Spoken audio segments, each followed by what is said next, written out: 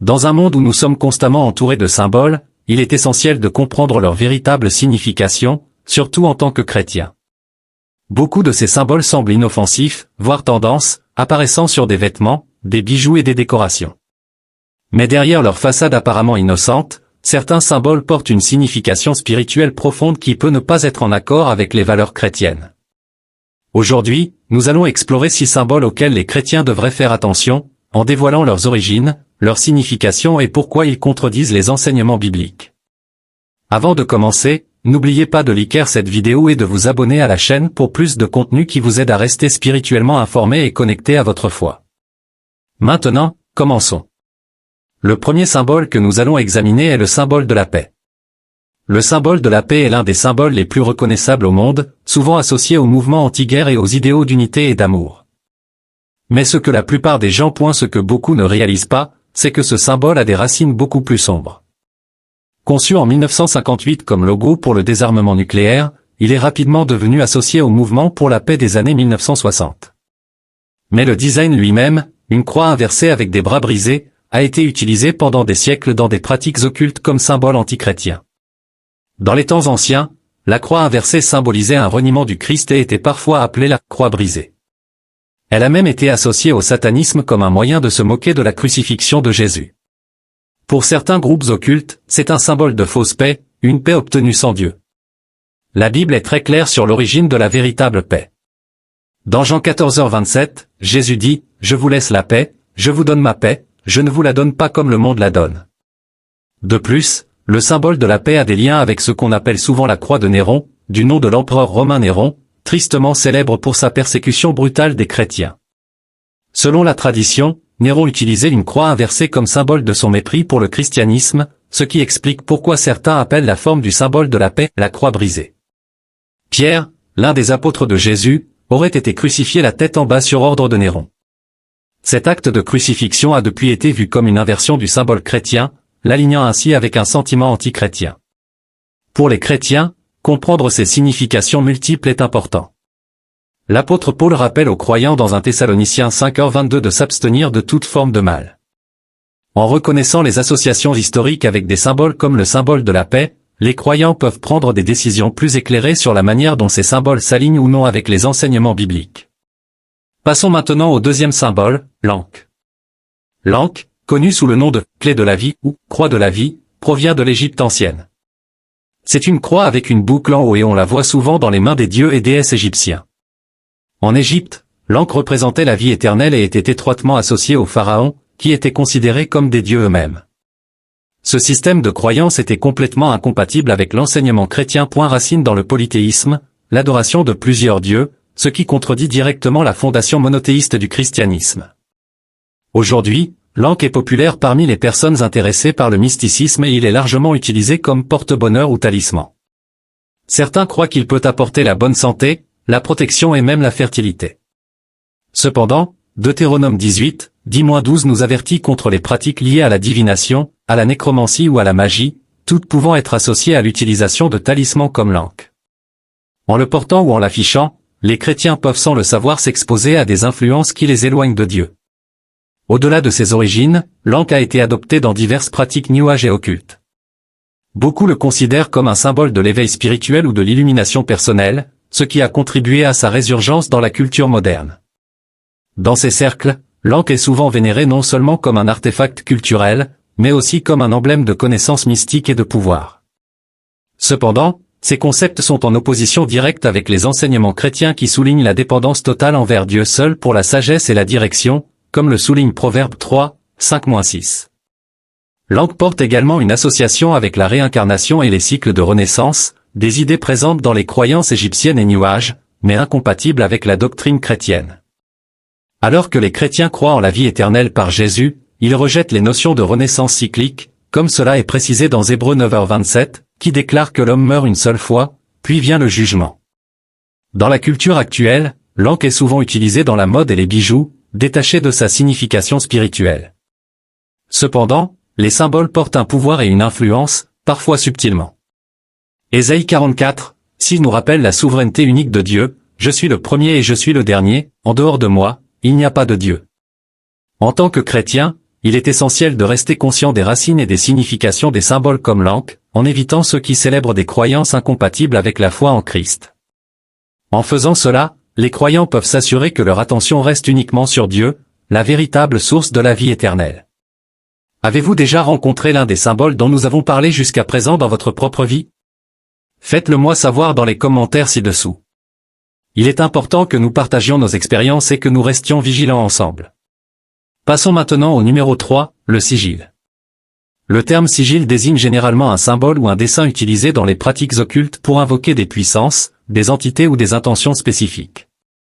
Les sigils sont souvent des symboles personnalisés créés par des individus pour représenter un désir particulier ou pour canaliser certaines énergies. On les trouve couramment dans les rituels magiques. Les traditions telles que la magie du chaos, la sorcellerie et d'autres systèmes ésotériques utilisent souvent des sigils, un symbole ou dessin unique combinant diverses lettres, symboles et formes géométriques pour créer une marque visuellement distincte censée détenir un pouvoir spirituel ou surnaturel. L'utilisation des sigils remonte à des temps anciens, avec des racines dans la magie alchimique et cérémonielle. Historiquement, les pratiquants croyaient qu'en créant et en activant un sigil, ils pouvaient communiquer avec des esprits, des divinités ou des forces surnaturelles. Dans ce contexte, le sigil agissait comme un outil spirituel souvent lié à l'invocation d'entités démoniaques ou à la maîtrise de forces occultes. Cependant, cette pratique va à l'encontre des enseignements chrétiens, qui mettent en garde contre toute forme de divination ou de magie. Deutéronome 18, 10-12 déclare clairement que Dieu condamne les pratiques impliquant la sorcellerie, la divination et l'invocation d'esprits. Dans les pratiques occultes modernes, les sigils sont souvent créés par un processus appelé écriture sigilisée, consistant à écrire une intention ou un désir spécifique, à simplifier les lettres et à les transformer en symboles. Le créateur charge ensuite le sigil par la méditation, la visualisation ou des pratiques rituelles pour activer son pouvoir supposé. Beaucoup de ceux qui utilisent des sigils croient qu'ils ont le pouvoir de manifester des désirs ou de modifier la réalité, en se servant du symbole comme point de focalisation pour leur volonté. Pour les chrétiens, cependant, cette croyance en la manipulation de la réalité par des symboles détourne la confiance de Dieu vers des efforts humains ou des forces spirituelles extérieures à son autorité. Utiliser des sigils représente une croyance en l'autosuffisance et l'autonomie spirituelle qui est incompatible avec la vision chrétienne, où la dépendance à la direction de Dieu est primordiale. Le psaume 46, nous rappelle, « Dieu est notre refuge et notre force, un secours qui ne manque jamais dans la détresse ». En se tournant vers des symboles comme les sigils, les individus peuvent sans le savoir s'engager dans des pratiques qui les exposent à des influences spirituelles en dehors de la protection de Dieu. L'acte de créer ou d'utiliser un sigil place l'accent sur la volonté humaine et les méthodes occultes plutôt que sur la prière et la dépendance à Dieu. En tant que symbole profondément ancré dans les traditions occultes, les sigils sont incompatibles avec les enseignements de la Bible, qui encouragent les croyants à chercher guidance et puissance uniquement auprès de Dieu. Pour les chrétiens, rejeter des pratiques comme l'écriture sigilisée est une question d'intégrité spirituelle et d'évitement de toute forme d'idolâtrie ou de sorcellerie qui peut éloigner d'une relation avec le Christ. Numéro 4, l'œil d'Horus. L'œil d'Horus est un autre symbole ancien égyptien, représentant la protection, la guérison et la perspicacité. Il est profondément lié à la mythologie d'Horus, le dieu du ciel, qui était censé avoir la capacité de voir tout. L'œil d'Horus, souvent appelé l'œil qui voit tout, est utilisé dans diverses traditions occultes et mystiques comme un symbole de connaissance cachée et d'illumination. Dans les cercles New Age et occultes, l'œil d'Horus est également lié au troisième œil, qui serait censé offrir un aperçu des réalités spirituelles au-delà du monde matériel. Cependant, chercher l'illumination ou la sagesse en dehors de la parole de Dieu peut être dangereux. Dans Jacques 1h5, la Bible nous dit que si quelqu'un manque de sagesse, qu'il la demande à Dieu, qui donne généreusement. L'œil d'Horus représente une quête de connaissance qui contourne Dieu et repose plutôt sur des sources humaines ou mystiques. L'œil d'Horus est également associé à la franc-maçonnerie et à d'autres sociétés secrètes qui mettent l'accent sur la connaissance cachée et les enseignements ésotériques. Ce symbole est parfois confondu avec l'œil de la providence que l'on voit sur le billet de $1 américain, bien que les deux partagent des thèmes d'intuition et de protection. Dans ces contextes, l'œil d'Horus est révéré comme un moyen d'acquérir une sagesse spéciale, mais il encourage une dépendance à des capacités humaines ou mystiques au lieu de la guidance divine. Pour les chrétiens, porter ou afficher l'œil d'Horus symbolise un désir de protection et d'illumination qui contourne la dépendance biblique à Dieu.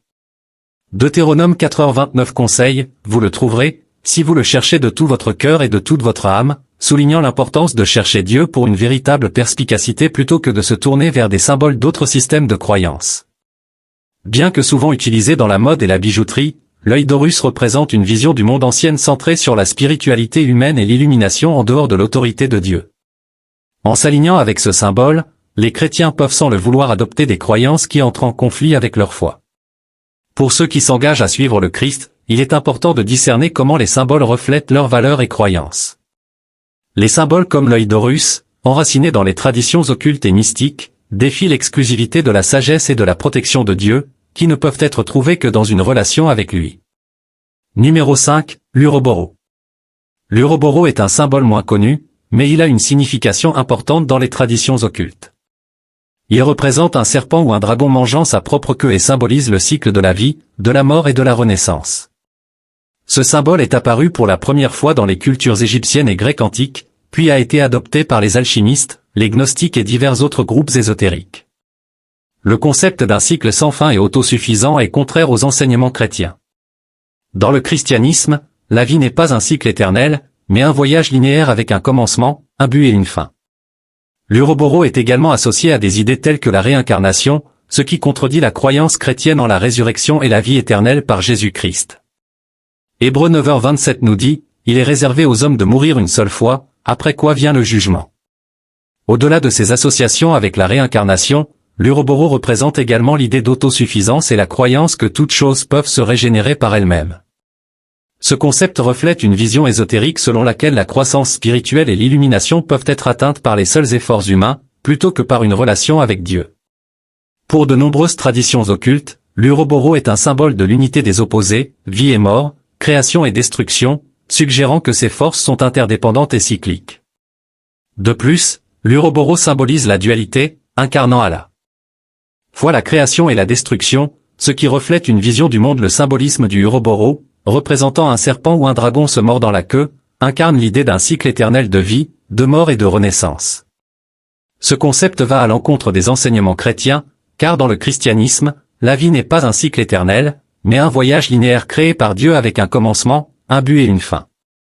L'Uroboro représente l'autosuffisance, la croyance selon laquelle tout peut se régénérer par soi-même, ce qui reflète une vision ésotérique où la croissance spirituelle serait obtenue uniquement par les efforts humains, en dehors de la dépendance à Dieu.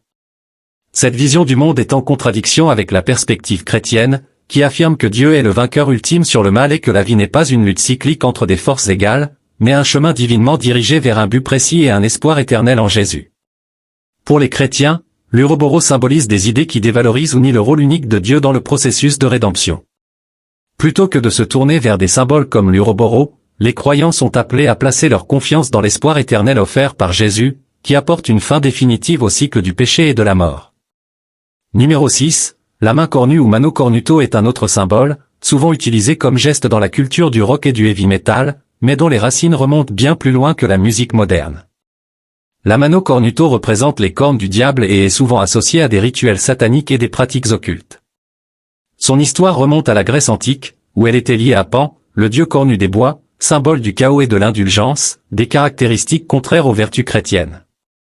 Dans de nombreuses traditions païennes, ce geste est utilisé pour éloigner le mauvais œil, tandis que dans le satanisme, il symbolise l'allégeance aux forces obscures. La Bible est claire sur les dangers d'engager avec ce qui touche au démoniaque ou à l'occulte. Éphésiens 6h12 nous rappelle que nous ne luttons pas contre des êtres de chair et de sang, mais contre les puissances spirituelles de ce monde. En évitant des symboles comme la mano cornuto, les chrétiens peuvent s'opposer aux forces des ténèbres et réaffirmer leur engagement envers Dieu. Ce geste a aussi des racines dans les traditions populaires italiennes où il était appelé le malocchio, le mauvais œil, et était utilisé pour repousser les malédictions ou influences malveillantes. Cependant, il porte une signification duale, certains le voient comme protecteur, tandis que d'autres l'utilisent dans des cercles occultes pour signifier une rébellion ouverte contre les normes religieuses ou sociales. Dans la culture contemporaine, le symbole a été popularisé par des célébrités et des musiciens, brouillant ses significations et normalisant son utilisation. Toutefois, cette utilisation répandue ne gomme pas ses associations historiques. Pour les chrétiens, les symboles comme la mano cornuto sont plus que de simples gestes, ils portent une signification spirituelle profonde et peuvent influencer subtilement les croyances et les valeurs. Deutéronome 12h31 met en garde contre l'adoption de pratiques liées à d'autres divinités ou esprits, exhortant les croyants à se tenir éloignés de tout ce qui n'honore pas Dieu.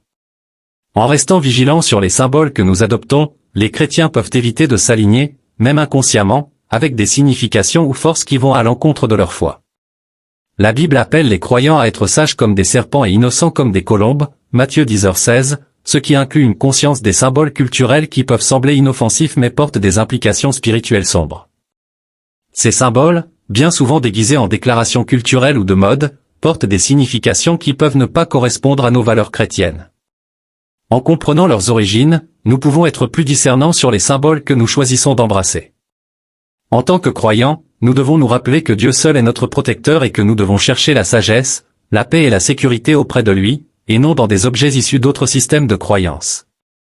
Fin de la vidéo, merci de regarder cette vidéo. N'oubliez pas de liker, de vous abonner et de la partager avec quelqu'un qui a besoin de ce message aujourd'hui.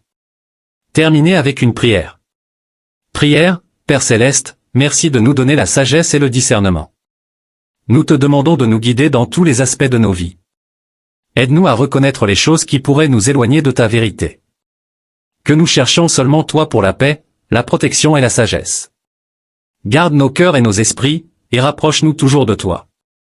Au nom de Jésus, nous prions. Amen.